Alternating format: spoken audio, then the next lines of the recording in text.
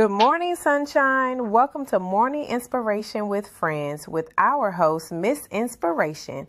Make sure you hit that like and subscribe as you sit back and listen.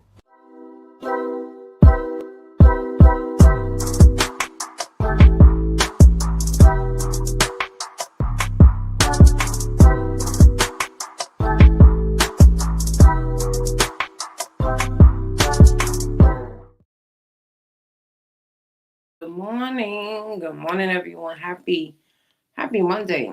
We are back. We are here, and we are alive. And I'm so thankful for that. So today's message is going to have to be quick.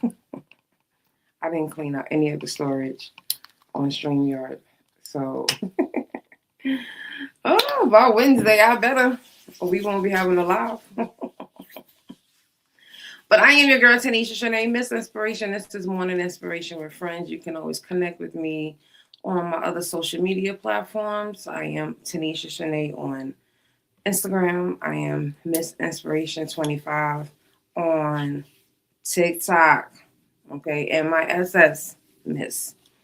But today I want to talk about happiness.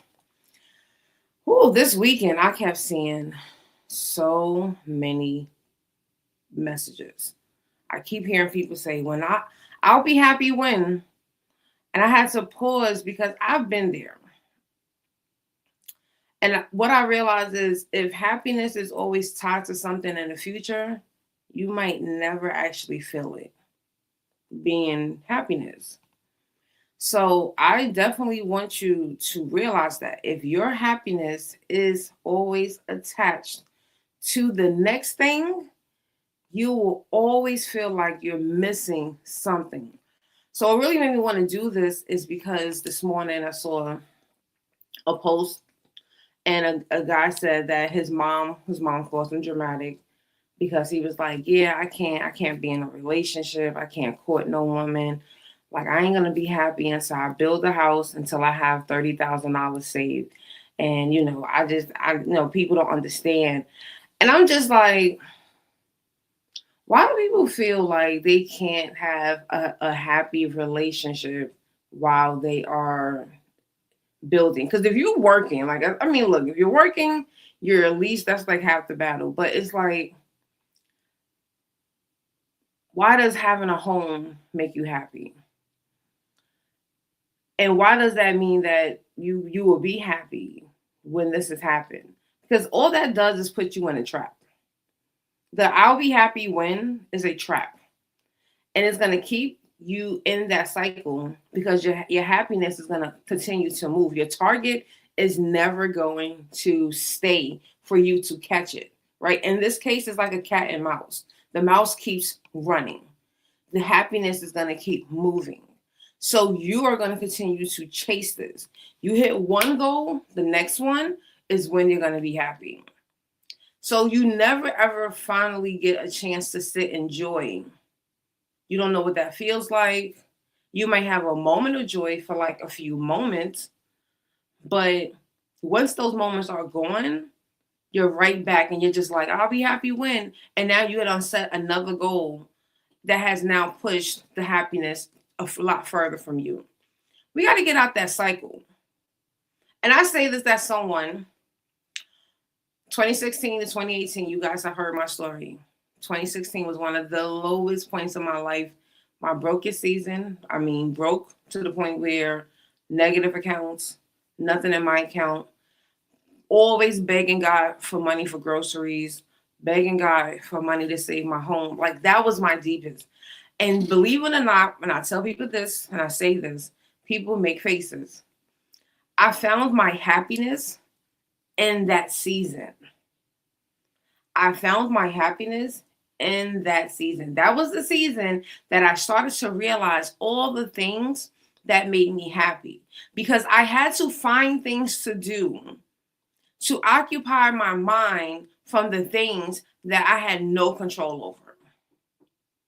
I had no control over when companies were going to call me back for a job.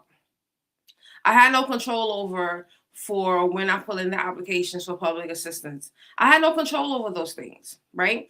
All I could do was my part and wait. All I could do was my part in setting up opportunities for coaching, for masterclass that people were going to pay for. All I could do was control those things and do them, and then find things that I enjoy doing. And that's when I started. I'm from New York City originally, and in New York City we have you have the Staten Island Ferry, but then they had the New York City Ferry, and that it has grown even more since then. But like from Lower Manhattan, excuse me, Lower Manhattan, you can go to Far Rockaway. And at that time in my life, I wasn't driving because I could not afford car insurance. But my car was paid. My car was paid off, so I wasn't selling my car. And I had to get to the beach because I needed to get by the water. And I would find the few dollars that I had to take to the Staten Island Ferry, and I would go and enjoy myself. I would take my snacks, and I would go give me a blanket and a towel, and I would go to the beach. Now, I'm not getting in the water and swimming or anything. I just knew that being near water, being able to be out in the sun, brought me so much peace, and that's what I wanted to do. I realized this is what makes me happy. So when I was feeling depressed and I was feeling sad and I was feeling like I wanted to, end everything, I did the things that was making me happy, and they were little to no cost. And when I say that to people are like, but you didn't have any money. I know. I still didn't have any money, but I had a lot more happiness. I still didn't have any money, but I had a lot more happiness. I promise you. The happiness was there more than it was when I had money. Okay. The second thing that a lot of people are doing that I'm noticing is that you can have all of these things. So, like I said, in this particular case, this young man online this morning was like, oh, when I build the house and I got this amount of money saved in my account, then I'll be happy. I know someone that had that mindset. And when I met that person, they didn't have a job. And now they have a really good job, 6 figures, like they are a 6 figure earner, have a house, multiple cars, attractive person, and this person is still unhappy. This person is still miserable.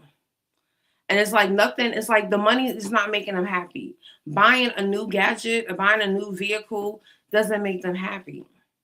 So I say that because so many people are contingent on happiness be based off of those things. And I get that good paying job, whatever good paying job means to you. This is where I'll get the house, right? Then you get the house and you're still not happy. And again, I know how that feels. I was a little girl setting these big goals from a little girl, 4 years old, telling my mother. And every time that I kept on, waiting for the next thing and waiting for the next thing, right? Finished high school at 16. I should have been happy. Really wasn't. Went to college, graduated college at 20. Should have been happy. Really wasn't. Finally get the bigger job. Should be happy. Wasn't. Moved out, got my first apartment. Should be happy. Wasn't. Got into the first relationship. Should be happy. Wasn't. Right? Became a homeowner at 22. Should be happy. Wasn't. Go get my master's degree. Graduate. A year and a half. Should be happy, and I wasn't. I had all of these things. I was hitting all of these marks. These milestones was being hit before most people were hitting them, and I still wasn't happy. So again, this is why I say, yes, we need money. We need shelter. We need clothing. We need those things. Absolutely. But that does not mean that what you need is going to make you happy. So you really got to practice this. So this is why the third thing I want to hit on is that happiness is a practice. This is something that we got to practice every single day because life is life. Life is hard for many people. Many people right now are struggling, but I see a lot of struggle people who are still happy, who still find the joy in the morning, who still find something to laugh at, something to smile about, something to have gratitude about, something to have peace about. They know that although they're not in the perfect place, that they're in alignment because God is taking them to the desired path that He needs for them to go, because no one understands that but God, and they are happy.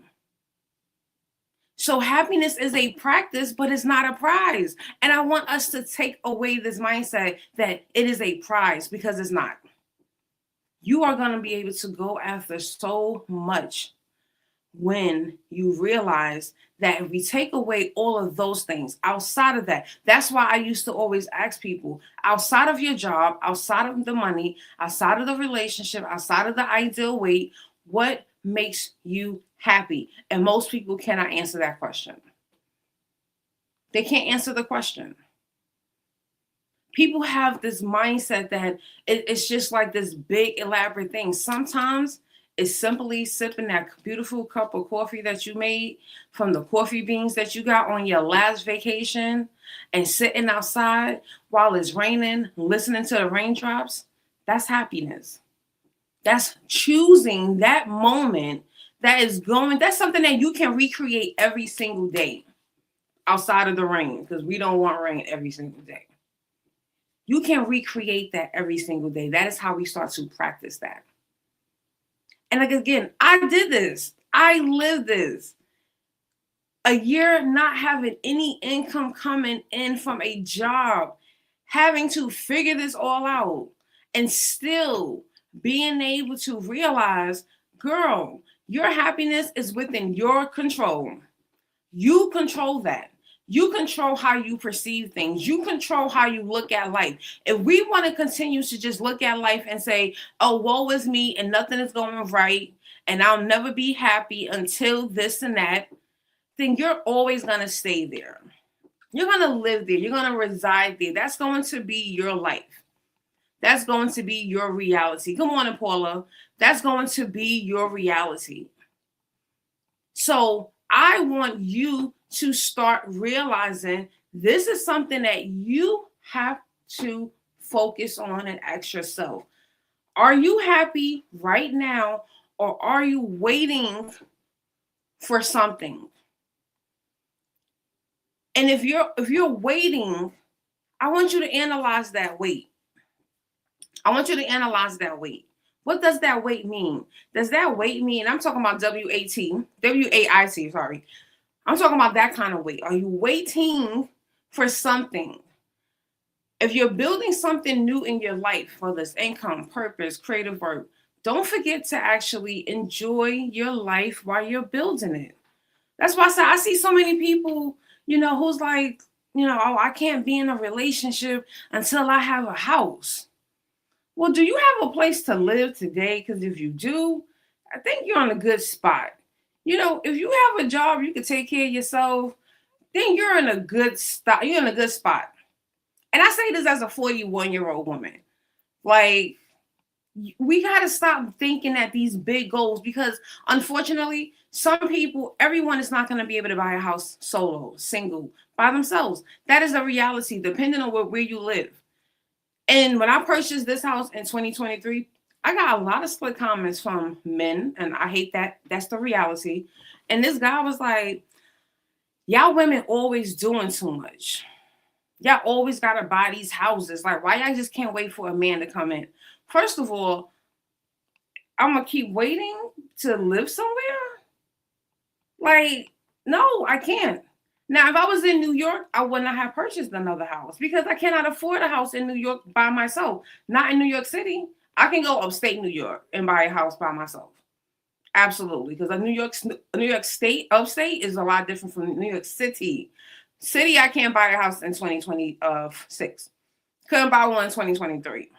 Okay. A 2-bedroom co-op in my building in Brooklyn sold last year for $500,000. 2-bedroom apartment sold for $500,000. Let that sink in. Hey Renee, I'm sorry. I'm toggling between tabs. Renee, don't do that to me. Good morning, Renee.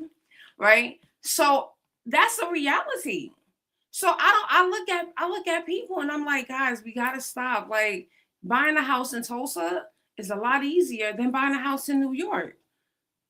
And I don't make it seem like, oh, no one in New York is gonna ever be able to do that. They are, but a lot of them, they are gonna come together with their husband, with their wife, and they build that together. And that's a part of life. That happens. And then sometimes we just can't wait. You get that, you see that great opportunity. Look, they already got people mad and in a frenzy because what I think in 2022, a story came out that most of like single women were like purchasing most of the single family homes by themselves. And that was like causing a whole frenzy. And I was just like, yeah, because in 2021, 2022, the mortgage rates was like 3%. Some people was jumping at that. I wish I wasn't ready at that time. I did not want to buy another house in New York, and I did not have I didn't know where I wanted to move to. So remember, I didn't know about Tulsa until 2023. But so I missed out on the 3% interest rates because by the time I went to go buy, it was back up. And I was just like, it is what it is. Like I just need to live somewhere. And I just understand the value of equity. And I just didn't want to rent anymore. And I don't want to live in an apartment. Like I'm so sick of, yeah, I see you being petty, Renee. I see you being petty. I can see that message. Right. So it's just like, I just want us to just be happy. Just be happy. Be happy where you are today in present moment. Don't worry about the job. Don't worry about the bank account. Don't worry about the house, the status, because that's all that is, the status that the society puts on people. This is the reason why you have individuals who were criticizing me for buying the house that I did when they saw House Hunters. Oh, because that was a small house. And baby, I need a starter home. Starter homes let's bring starter homes back, okay? Let's make that popular again. Everyone doesn't need a 2,700 square foot home for one person. And remember, Jelly Bean wasn't here yet. So it was just me. I was not trying to do 1,300, 1,500, 2,000 square feet. Give me 1,100. Let me learn how to maintain that. And then, right, we're going to continue to improve. I went from apartment, right, owning an apartment and learning how to maintain the things in there. Just know that toilets are not like cheap because fixing the toilet, that's still my highest emergency thing that I had to fix being in that apartment. And now I'm in a house. And so now I'm learning, okay, about foundations and about crawl spaces. And now I'm understanding. So when I buy the next house, and I would love for my next house to be with my husband. I would love that. God, if that is your desire, let that be. But if it's not, I'm going to just still keep going. And either way, I'm going to just stay in this house. I'm going to still be happy. Because the happiness is within me. I control that. Take away the goals and separate them. Find what makes you happy right now. Thank you, Renee. I'm gonna put this up. Renee say you gotta be grateful. You gotta be happy for what you have today. And if all you have is today, some of us, that's all we have is today. God woke you up. That's one of the best gifts and one of the easiest ways to be happy because God woke you up. He said, you know what? I still got work for you to do. I still got something for you to do here. And he's like, and I need you to be happy about that, to be about his business and living out your purpose and being aligned. And what can you do today to make someone smile, to make someone happy? Like, it's not about us all the time. Trust me, in the days that I feel my lowest, do you know that sometimes just doing a quick video for other people helps me? It gives me a boost. It gives me that little bit of, you know what, Tanisha, that message might have been for someone else, but if you re-listen, that message was for you. And I found happiness. So I just want us to continue to practice happiness. Practice it every single day, right? You woke up today. After that, find something else. You love coffee, go have a delicious cup of coffee. You want to go, like, well, today in Tulsa it's cloudy. I think it's going to rain, so we're not going to get any sun. But that doesn't mean we can't go outside and still enjoy being outside in nature. Go out and walk in the grass before it starts to rain. Go outside and just sit and just still have time with God in nature, although it's not sunny. So you have the ability, despite whatever your present situation is, whether it's the home, whether it's the finances, it's the relationship, whether it's the lack of relationship, whether you don't, like, whatever it is, Focus on the present, focus on today, and find your happy, because I want all of us to be happy. All right, I'm gonna stop here because I'm pretty sure I'm getting close to the end of my storage. So I am Tanisha Shanae. I love you guys. Thank you for being here. Share this message with someone. Share it on your timeline, on your stories. Someone can be touched by this message as well. And I love you guys, right?